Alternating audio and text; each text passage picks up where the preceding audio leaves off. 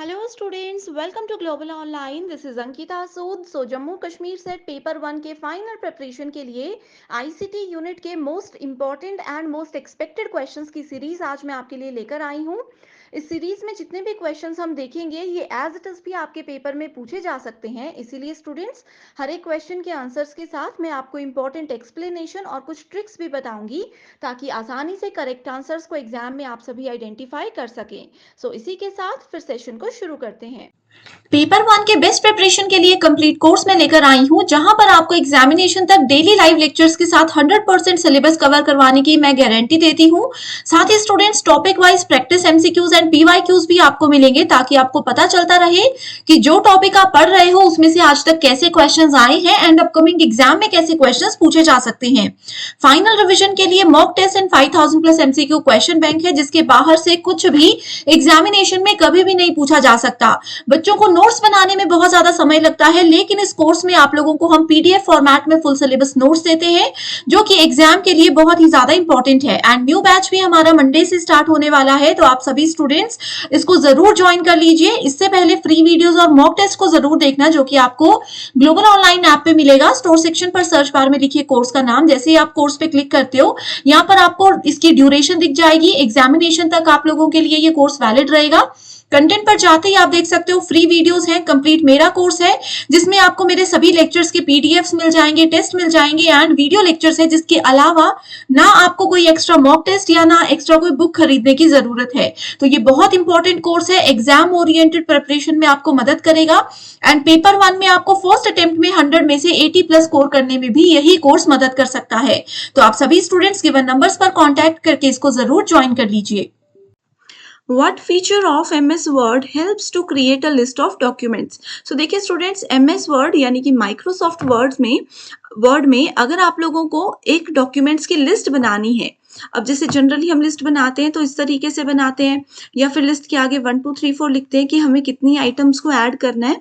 तो वही चीज अगर MS Word में करनी है तो हम उसके लिए कौन सा एक इम्पॉर्टेंट फीचर उसका यूज करते हैं। ऑप्शंस है word art, scaling, bullets and numbering या फिर वर्ड रैप। तो बहुत आसान क्वेश्चन है। लिस्ट ऑफ डॉक्यूमेंट्स के लिए बुलेट्स और नंबरिंग यानी कि ऑप्शन नंबर 3 को यूज किया जाता है। नेक्स्ट क्वेश्चन है what are firewalls? So firewalls क्या होती है? अब देखिए स्टूडेंट्स, हम लोगों ने वायरस और एंटीवायरस को पढ़ा था, ठीक है। फायरवॉल क्या होती है? एक ऐसी वॉल होती है आपके कंप्यूटर के बीच में और एक्सटर्नल कंप्यूटर या इंटरनेट के बीच में, जो कि अनवांटेड फाइल्स को या फिर हार्मफुल फाइल्स को आपके सिस्टम के अंदर आने से रोकती है। So firewall used for address translation in network layer? No. Use to store the network interface card, जिसको NIC बोला जाता है, ये भी फायरवॉल का काम नहीं होता। Used for network congestion control, network congestion control यानी कि नेटवर्क में जो भीड़ आती है, कई बार बहुत ज्यादा ट्रैफिक होती है, उसको कंट्रोल करने के लिए यूज होता है? नहीं। तो फायरवॉल क्या होता है? ये या तो एक हार्डवेयर होता है या फायरवॉल एक सॉफ्टवेयर भी होता है, दोनों चीजें हो सकती हैं फायरवॉल, ठीक है। आपकी चॉइस है आप कौन सा यूज करना चाहते हो। That sits between users computer, ये आपके कंप्यूटर और एक एक्सटर्नल कंप्यूटर या इंटरनेट के बीच में एक ऐसी दीवार होती है जो कि हार्मफुल फाइल्स को आपके कंप्यूटर में आने से रोकती है। तो सही आंसर है option number D. Next question है what is the MAC address? तो पहला तो चलिए एक आप लोगों को एक होमवर्क क्वेश्चन यहाँ पर देती हूँ। बताइए कि मैक की फुल फॉर्म क्या होती है। हमारे पास कंप्यूटर सिस्टम में दो एड्रेस होते हैं, एक होता है IP एड्रेस जिसकी फुल फॉर्म है इंटरनेट प्रोटोकॉल, ठीक है, और वहीं दूसरा एड्रेस होता है मैक एड्रेस। ये क्या होता है? ये एक यूनिक नंबर होता है that identifies a device connected to the internet, ठीक है। कोई एक डिवाइस कंप्यूटर जो कि इंटरनेट से कनेक्ट हुआ है, उसका एक यूनिक नंबर ये होता है। A unique frame number required for error control, error का कंट्रोल और मैक एड्रेस का कोई लेना देना नहीं है।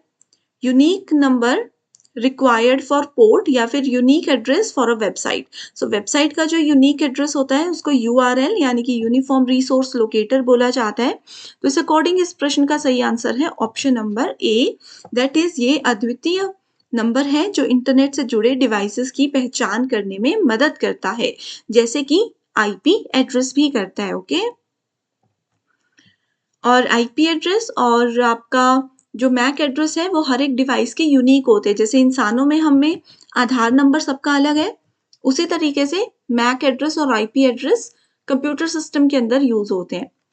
Which of the following in Microsoft Excel always begins with an equal to sign? Okay, so देखिए जब भी हम Microsoft Excel यूज करते हैं, Excel बेसिकली कैलकुलेशंस के लिए यूज होता है, ठीक है, कैलकुलेशन के लिए या फिर डेटा या फिर रिकॉर्ड स्टोरिंग के लिए इसको यूज किया जाता है। तो जब भी हम इक्वल साइन लिखते हैं उसके आगे इसका मतलब है कि हम कोई कैलकुलेशन करने वाले हैं, हम कोई फॉर्मूला यूज करने वाले हैं। जैसे कि अगर दो नंबर्स को हमें ऐड करना है, ठीक है, तो हम लिखते हैं इक्वल्स टू सम, जो भी वैल्यू है, मान लीजिए E4 में एक नंबर है और दूसरा नंबर है E5 में, ठीक है, तो इन दोनों को जब ऐड करना है तो इक्वल टू के आगे हम उसका फॉर्मूला लगाते हैं। तो एक्सेल में इक्वल टू के बाद हमेशा फॉर्मूला लिखा जाता है। सम है या फिर मिनिमम नंबर ढूंढना है, 5 में से सबसे छोटा नंबर ढूंढना है, सबसे बड़ा नंबर ढूंढना है, तो इक्वल टू सबसे पहले हम लगाते हैं, तभी एक्सेल के अंदर वो काम करता है। What is fishing? बहुत इंपॉर्टेंट है। ग्लोबल ऑनलाइन ऐप पे आपको इसके क्वेश्चंस मिल जाएंगे, इसकी थियोरी वीडियोस मिल जाएंगी, तो जरूर देख लीजिएगा। It uses networks to search out computers. Phishing ये बोल रहा है कि नेटवर्क है, एक बहुत बड़ा इंटरनेट है, उसके अंदर जितने भी कंप्यूटर्स कनेक्टेड हैं, इंटरनेट के अंदर जो कंप्यूटर्स हैं उनको ढूंढने के लिए हम क्या करते हैं, फिशिंग का इस्तेमाल करते हैं। ये बोल रहा है ऑप्शन 1। दूसरा बोल रहा है someone sends legitimate looking emails to users, यानी कि कोई आपको एक ऐसी ईमेल भेजता है जो कि आपके काम की हो सकती है। मान लीजिए जैसे आप लोग अभी यूजीसी नेट के फॉर्म भर रहे हो या फिर सेट के फॉर्म भर रहे हो या उसकी तैयारी कर रहे हो और आपको एक ईमेल इसी से रिलेटेड आती है कि भाई आपको नेट सेट की तैयारी में 90% डिस्काउंट मिल रहा है, मतलब आपके काम से जुड़ी, आपकी जो सर्चिंग चल रही है इंटरनेट पे, उसी से जुड़ी ईमेल अगर कोई सर्च करता है और आपको अपने जाल में ईमेल के जरिए फंसा देता है, तो उसको हम फिशिंग बोलते हैं, ठीक है। मतलब आपका क्या इंटरेस्ट है, गूगल पे क्या आप सर्चेस कर रहे हो, क्या चीजें आपकी चल रही हैं, ठीक है, उन सर्चिंग के बेस पर आपको ईमेल भेजी जाएगी और उसी ईमेल के जरिए आप लोगों को फंसाया जाएगा, फ्रॉड आपके साथ किया जाएगा, इसको फिशिंग बोलते हैं। Which of the following statements about email address spoofing are true? तो spoofing क्या होता है ये पूछा गया। अब देखिए इन क्वेश्चन से स्टूडेंट्स आप लोगों को ना पता चलता रहेगा, छोटे छोटे से टॉपिक्स जो होते हैं वो आपके यहाँ पर क्वेश्चंस के जरिए क्लियर होते रहेंगे, ठीक है। एंड आईसीटी में मैं आपको एक बार वापस बताती हूँ, आईसीटी एक ऐसी यूनिट है जिसमें अगर आप एमसीक्यूज पढ़ते हो ना तभी आपकी तैयारी अच्छी होगी, थ्योरी पढ़ने लगोगे तो बहुत चीजें मिस हो जाएंगी, राइट। सो ईमेल एड्रेस में स्पूफिंग क्या होता है? Email address spoofing is copying an email to other staff. ये बोल रहा है कि आपकी एक ईमेल अगर आप दूसरे बंदे को किसी अपने स्टाफ में दे रहे हो तो उसको स्पूफिंग बोलते हैं, ये गलत है। Email address spoofing is used for hacking, बिल्कुल सही। स्पूफिंग जो है वो हैकिंग से ही एक रिलेटेड टर्म है, जैसे फिशिंग हमने पढ़ा था वो भी हैकिंग का टर्म है, तो ये बिल्कुल सही है। तो देखिए ए ऑप्शन यहाँ पर था, इसको हम कट कर देंगे, ए ऑप्शन यहाँ पर भी था, इसको कट कर देंगे, ठीक है। Email address spoofing is the forgery of an email header or sender information. No. Email address spoofing is sending a joke email to other staff. Joke email to other staff का यहाँ पर मतलब है, ये मतलब नहीं है कि जोक सच में भेज रहे हैं। इस स्टेटमेंट को ना बच्चों को, ओके सॉरी यहाँ पर थोड़ा सा ये गलती मुझसे हो गई है, देखिए ये वाला गलत था, ये सही था। Joke email to another staff, एक स्टाफ अगर दूसरे स्टाफ को क्या कर रहा है, जोक भेज रहा है, तो ये कोई ईमेल स्पूफिंग नहीं होती है, ठीक है। सही आंसर होगा ऑप्शन नंबर सी भी, क्योंकि email address spoofing is forgery of email header and sender information, ठीक है। ये क्या होता है कि आप लोगों का जो ईमेल का हेडर है और आपकी जो सेंडर की इंफॉर्मेशन है उन सब के जरिए आप लोगों को जाल में फंसाया जाता है, ओके। तो ये ईमेल स्पूफिंग होती है, तो सही आंसर है option number B and C only. Statement 1 बोलती है you can add attachments of any file size to an email. आप इसमें बोला जा रहा है कि आप ईमेल यूज़ करते हो, ईमेल में आप जितनी मर्ज़ी बड़ी साइज़ की फ़ाइल को अटैच कर सकते हो, गलत है ये। ईमेल की एक लिमिट होती है, उस लिमिट से ज़्यादा अगर आपको फ़ाइल शेयर करनी है, तो बोला जाता है कि आप ड्राइव के थ्रू कीजिए। स्टेटमेंट 2 बोलती है, you can only send emails from a laptop computer. Email क्या सिर्फ लैपटॉप से किया जाता है, मोबाइल फ़ोन से नहीं किया जाता, तो ये भी क्या है, गलत है। तो both the statements are false. Students, अगर आपको ये सेशंस पसंद आ रहे हैं और आप चाहते हो कि मैं कंटिन्यू करूँ इस तरीके की सीरीज़ को, तो मुझे कमेंट करके बताते रहिए ताकि मैं मोटिवेटेड भी रहूँ एंड इसी अकॉर्डिंग आपकी पसंद की यूनिट, आप जो भी यूनिट की डिमांड करते हो, उसके क्वेश्चंस मैं आपके लिए लेकर आती रहूँ, ठीक है? The action of sending text messages to fraudulently obtain another person's bank detail is called what? एक पर्सन की बैंक डिटेल्स को आपने क्या किया, धोखाधड़ी से ले लिया और फिर उनको आप मैसेजेस भेज रहे हो, उसको क्या बोला जाता है? तो उसको बोला जाता है स्मिशिंग। ठीक है, तो ये थोड़ा सा हिंदी में ट्रांसलेशन गलत है, इसको आप हिंदी में भी स्मिशिंग ही बोलते हैं। ओके, एक पर्सन की बैंक अकाउंट आपने ले लिया और फिर क्या किया जा रहा है, उस पर्सन को थोड़ा सा ब्लैकमेल किया जा रहा है। ठीक है, ब्लैकमेल किया जा रहा है तो उसको स्मिशिंग कहते हैं। स्टेटमेंट 1 है, USB drives are also known as flash drives. USB drives को फ्लैश ड्राइव्स बोला जाता है, सही या गलत? सो ये बिल्कुल ही सही स्टेटमेंट है। यूएसबी का फुल फॉर्म क्या होता है, चलिए ये भी एक होमवर्क दे रही हूँ।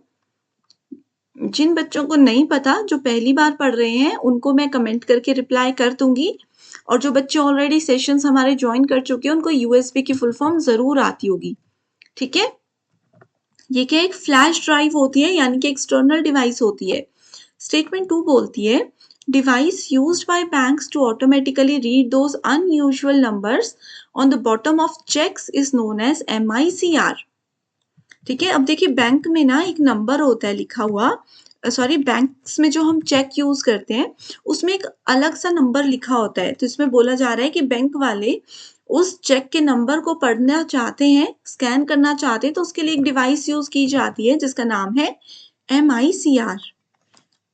MICR का मतलब होता है मैग्नेटिक इंक कैरेक्टर रीडर। तो ये क्वेश्चन घुमाकर एग्जाम में बहुत बार आया है।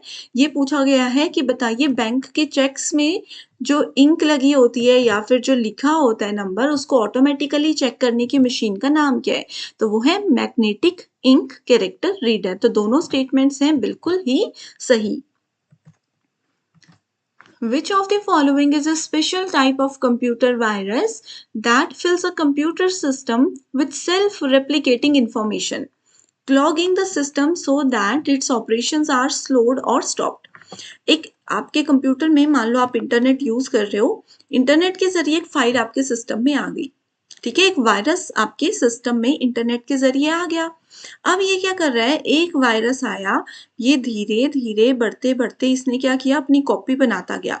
ये अपनी कॉपी बनाकर ऐसे धीरे धीरे करता करता बढ़ता गया। इसने आपके सिस्टम को स्लो भी कर दिया और बंद भी कर दिया। तो इसको क्या बोलते हैं? इसको फायरवेल। फायरवेल तो देखिए सबसे पहले कोई टर्म होती नहीं है, फायर वॉल होती है, जो हमने ऑलरेडी पढ़ा था। ये तो हमने डेफिनेशन इसकी नहीं पढ़ी थी। की स्ट्रोक्स क्या होते हैं, जब हम किसी लैपटॉप की या कंप्यूटर की की को प्रेस करते हैं, तो ये भी इसका सही आंसर नहीं है। सही आंसर है option number C, that is worm. Next question is, identify the correct order of following different types of computer components ranked from slowest to fastest। तो देखिए ये मेमोरी यूनिट्स दी गई हैं 4, आपको बताना है सबसे स्लो कौन सी है। तो सबसे पहले स्लो वाली को लिखेंगे, फिर फास्ट को लिखेंगे। तो सबसे स्लो जो होती है वो होती है हमारे पास ऑप्टिकल ड्राइव। ठीक है, सबसे स्लो होती है ऑप्टिकल ड्राइव। उसके बाद आती है SSD, देन आती है रैम, रैंडम एक्सेस मेमोरी, और सबसे ज्यादा फास्ट होती है CPU कैशे। ठीक है, कैशे जो होती है ये टेम्परेरी मेमोरी होती है। अब देखिए स्टूडेंट्स, जब आप अपने फोन में, मान लो आपके पास कुछ काम नहीं है आज, आप बस अपने फोन में ना यहाँ वहां घूम रहे हो, एक ऐप से निकलकर दूसरी ऐप में जा रहे हो, बस यहाँ वहां टाइम पास कर रहे हो, ठीक है, उस समय पे भी आपका फ़ोन ना कुछ स्टोरेज कैप्चर करता है। वो जो यहाँ वहाँ घूम रहे थे, वो हिस्ट्री तो आपके फ़ोन में स्टोर होती है। वो टेम्परेरी स्टोरेज होती है कैशे, सीपीयू कैश या इसको कैशे कुछ भी बोल सकते हो। तो ये फास्टेस्ट एक्सेस टाइम आपको देती है। ठीक है, तो यहाँ पर आपका सीक्वेंस आ गया बी, डी, ए एंड सी। हमेशा याद रखिए कैशे मेमोरी फास्टेस्ट भी होती है और बेस्ट मेमोरी भी होती है। Which of the following are main memory of computer? So देखिए, कंप्यूटर में दो टाइप की मेमोरी होती है। एक होती है आपके पास प्राइमरी मेमोरी, एक होती है सेकेंडरी मेमोरी। प्राइमरी मेमोरी होती है इंटरनल मेमोरी, सेकेंडरी मेमोरी होती है एक्सटर्नल मेमोरी। ठीक है, सो प्राइमरी मेमोरी को ही मेन मेमोरी बोला जाता है। सो रैम क्या है? जब देखिए, अब कंप्यूटर सब बच्चों ने नहीं पढ़ा होता, ठीक है, तो आप लोगों ने मोबाइल फोन तो सबके पास है। मोबाइल फोन लेने जाते हैं तो सबसे पहले क्या पूछते हैं कि बताइए रैम कितनी है, तो वो पहले से कंप्यूटर मोबाइल के अंदर होती है, तो ये मेन मेमोरी होती है। हार्ड डिस्क यूज करना या नहीं करना आपकी चॉइस है, ये एक्सटर्नल मेमोरी है, ये सेकेंडरी मेमोरी है। जैसे हम पेन ड्राइव को यूज करते हैं, हमें जरूरत है पेन ड्राइव की या नहीं है, ये आपकी रिक्वायरमेंट पे होता है। पेन ड्राइव को परमानेंट तो कंप्यूटर के अंदर नहीं रखते, वैसे सीडी को भी परमानेंट कंप्यूटर के अंदर नहीं रखते, वैसे ही होता है हार्ड डिस्क। तो ये बी, सी और डी, बी, सी और डी जो हैं ये हैं आपके secondary memory. So main memory है सिर्फ रैम। असर्शन बोलता है internet is one of the popular services offered on www।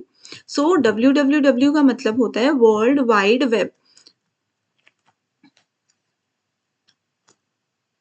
www के ऊपर आप इंटरनेट नहीं चलाते हो, आप इंटरनेट के अंदर www को यूज करते हो। ठीक है, तो इसलिए ये वाली स्टेटमेंट क्या है? गलत है। सेकेंड स्टेटमेंट बोलती है the www is the universe of network accessible information. बिल्कुल सही है। ये क्या करता है? पूरे वर्ल्ड, इसकी फुल फॉर्म ही बोल रही, देखिए वर्ल्ड वाइड वेब, पूरे वर्ल्ड में जितनी भी इंफॉर्मेशन है उसको अगर आप इंटरनेट के जरिए एक्सेस करना चाहते हो, नेटवर्क के जरिए लेना चाहते हो, तो वो सिर्फ आपको www ही देगा। तो स्टेटमेंट 2 यानी कि रीजन सही है बट असर्शन गलत है। जीपीएस, जीपीएस आपको पता है लोकेशन के लिए यूज किया जाता है मोबाइल फोन में। Is use to determine the exact location of a vehicle और अदर फॉर्म्स ऑफ ट्रांसपोर्ट।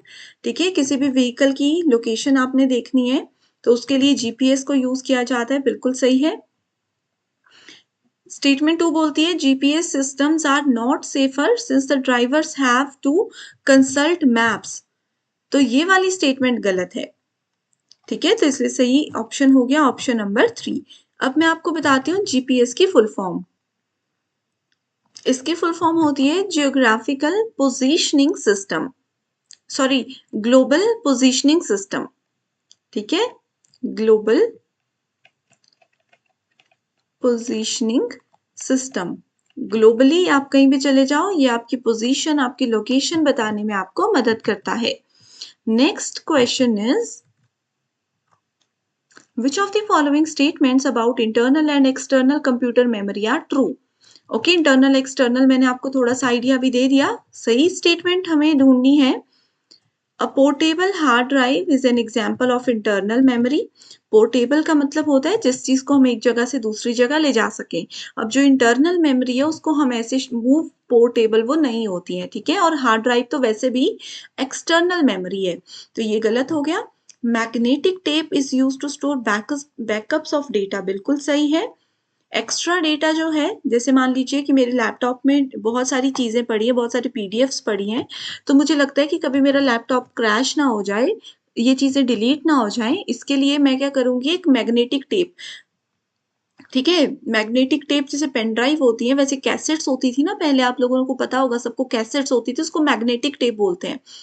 ठीक है, एक बार इंटरनेट पे फोटो देख लो, चीजें क्लियर हो जाएंगी, बस मैग्नेटिक टेप देख लो। तो मैंने वो रख लिया कि इसमें सारा डेटा रखती हूँ ताकि कंप्यूटर कभी क्रैश हो जाए तो लॉस ना हो मुझे। तो ये एक्सटर्नल है।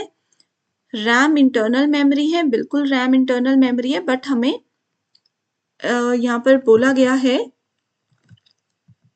यस बिल्कुल सही है, एक्सटर्नल इंटरनल दोनों हमें पूछा गया है। ठीक है, सो रैम इंटरनल है, रोम रोम बोलते हैं कि जब आपका कंप्यूटर ऑफ होता है तो रोम से सारा डेटा डिलीट हो जाता है, ऐसा नहीं है। तो सही आंसर है B and C only, option number 4।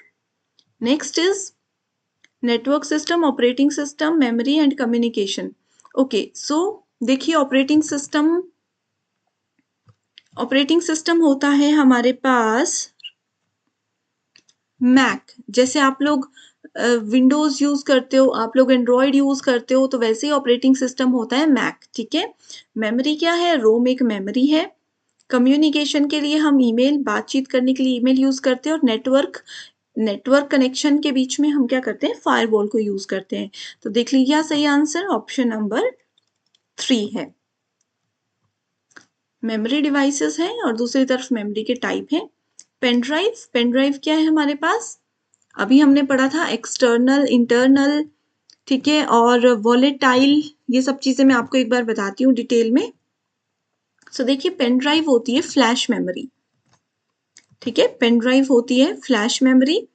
उसके बाद आती है हार्ड डिस्क। हार्ड डिस्क है मैग्नेटिक मेमोरी। आपने याद रखना है, ये एज इट इज क्वेश्चन बहुत बार आया है। सीडी रोम होती है ऑप्टिकल मेमोरी और रैम होती है वॉलेटाइल मेमोरी। वॉलेटाइल का मतलब होता है इरेजेबल। इरेजेबल का मतलब जो मिट जाती है, ठीक है। अब जैसे आप लोग देखिए अपने मोबाइल फोन की बात करते हैं। मोबाइल फोन में आप बहुत सारी एप्स को यूज कर रहे थे, तो वो एक टैब आता है ना जहां पर आपने रिसेंटली जो जो एप्स यूज किया वो रहती हैं, ताकि आप डायरेक्ट क्लिक करके वहां पर जा सको। वो सब चीजें रैम में स्टोर होती। जैसे ही अगर आप अपने फोन को स्विच ऑफ करते हो, तो वो वाले जो टैब्स होते हैं वो वहां से डिलीट हो जाते हैं। हिस्ट्री तो रहती है बट वो टैब्स डिलीट हो जाते हैं। टैब्स का मेरा मतलब है कि जो मल्टीपल एप्लीकेशंस आपने अभी तक यूज किए हैं, ठीक है। मैं यहाँ पर गूगल क्रोम के टैब्स की बात नहीं कर रही हूँ।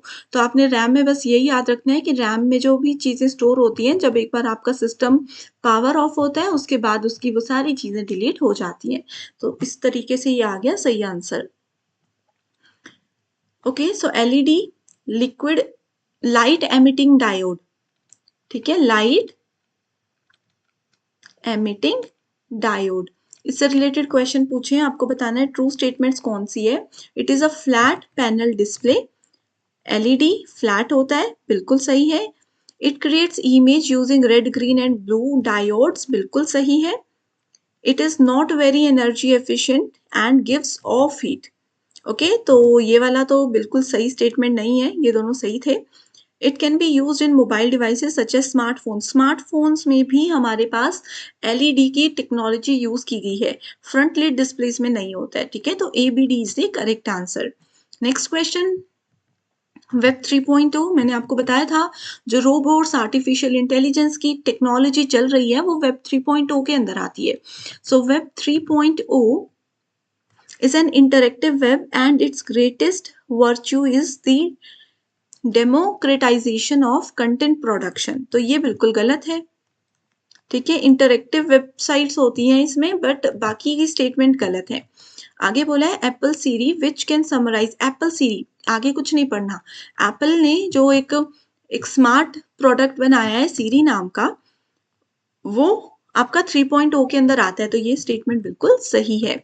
इस टॉपिक पर ऑलरेडी मैंने वीडियो लाई है, अगर आपने वो अभी तक नहीं देखी तो मुझे बता दीजिए, मैं लिंक आपके साथ शेयर कर दूंगी। एंड जैसे स्टूडेंट्स मैंने आपको बताया कि अगर आप चाहते हो कि इस सीरीज को मैं कंटिन्यू करूं तो मुझे कमेंट कीजिए, मैं जरूर आपकी हेल्प करूंगी, जरूर आप लोगों की डिमांड को एग्जाम तक मैं पूरा करती रहूंगी, ठीक है। Which of the following is a shortcut key to open new blank document in MS Word? MS Word में देखिए मल्टीपल डॉक्यूमेंट्स होते हैं। एक पेज आपने खोला, दूसरा पेज खोला, एक और नया डॉक्यूमेंट आपको ओपन करना है, ठीक है, बनाना है, नया ब्लैंक डॉक्यूमेंट आपको बनाना है। तो उसके लिए शॉर्टकट की है Ctrl+N। तो MS ऑफिस में पूरा MS ऑफिस जो है उसके अंदर MS word, MS PowerPoint, MS Excel आता है। खासतौर पर इन तीनों के शॉर्टकट कीज और इनकी थोड़ी थोड़ी फंक्शनैलिटीज आपको पढ़कर जानी है। बहुत बार एग्जाम में क्वेश्चन इसमें से आते हैं।